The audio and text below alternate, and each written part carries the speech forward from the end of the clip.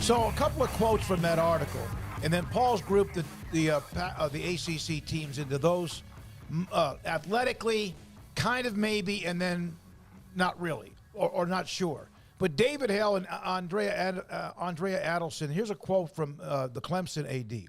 In all candor, I put it as a need, talking about revenue, unequal revenue share. We certainly recognize the investment that we've continued to make as an institution in our community, athletics, namely football, which certainly drives a lot of value, and on and on and on.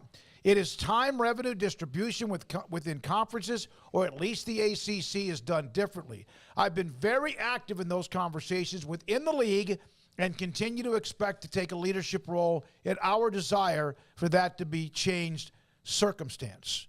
A smaller ACC school noted, revenue is a problem everywhere. I go to sleep thinking about revenue, and I wake up thinking about revenue in this day and age of college athletes. Mac Rhodes has said that on many occasions. Okay, so and chat room, feel free to help me if you happen to be connected to any one of these schools, especially these three in this kind of a void category.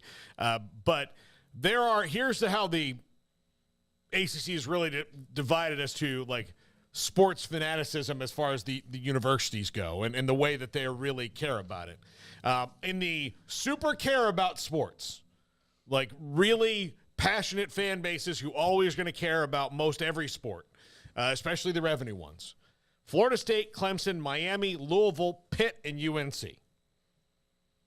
Because Pitt, I know we kind of forget about them a little bit, but when you think about football and men's basketball, those at school that really is passionate about both those things. Yeah, I mean, I was wondering how you're going to approach this, because this is clearly not these are the best programs who would be able to just jump to the SEC or Big Ten if so desired. This is not that. This is the most passionate. So, yes, Pitt would belong in there. Yeah, the ones who, like, especially if you're like a Pitt, and you aspire to be Clemson, right? You think you probably could be if things all went your way. You would put yourself in the category of, well, if we're going to do unequal revenue sharing, how could we get in on that? I don't think Pitt would maybe necessarily worry about getting left out of anything, if there's a shift, or would feel confident. And then the ones who are small schools that are... You think Pitt would be in the unequal revenue sharing?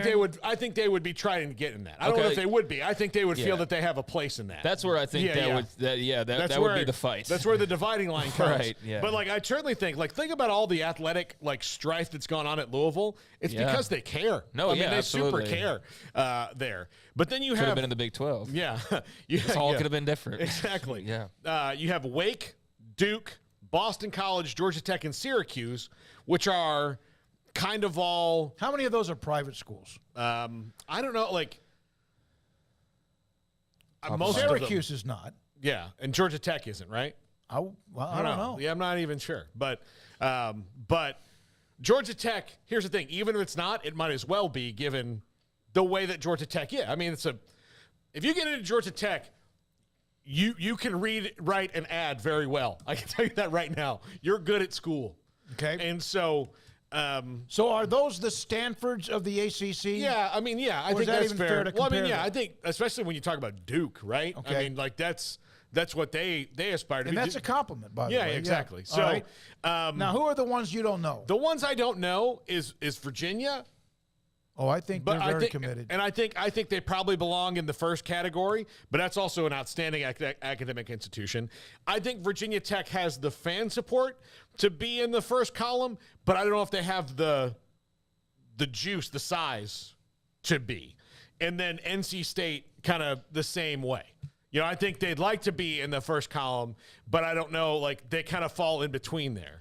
So you said Virginia, and who else in that last one? NC State and Virginia Tech. See, I think brand-wise, Virginia definitely feels like they should be in that top one. And that was one of those teams that whoever you want to point to. Syracuse is private school.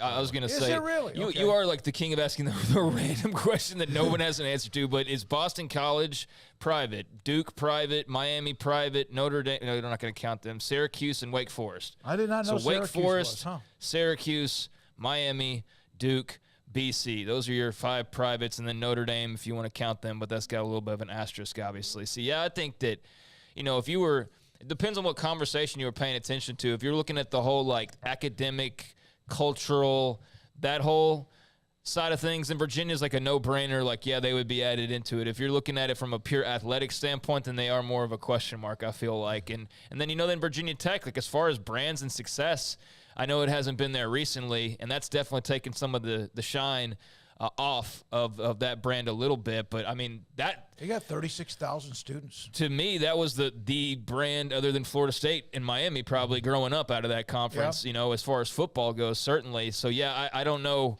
kind of how they would be viewed. I'll move Virginia up.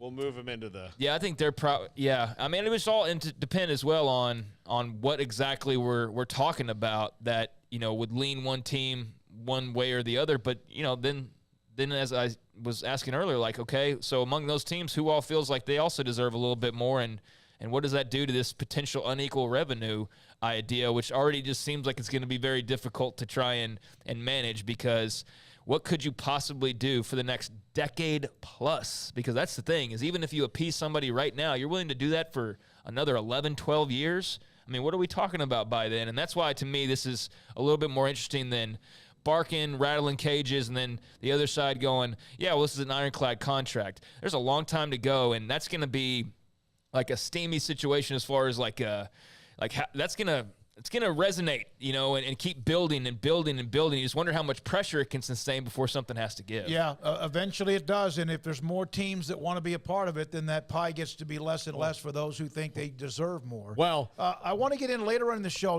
We have not many breaks to do this, but the Big 12 men's basketball tournament, who wins, location, regionality. There's a pretty good thing going on my Twitter feed and also in the chat room about that. We need to take a break for Kevin. Yeah. I will say, Sister Catherine, my 8th grade social studies teacher, taught me that appeasement doesn't work.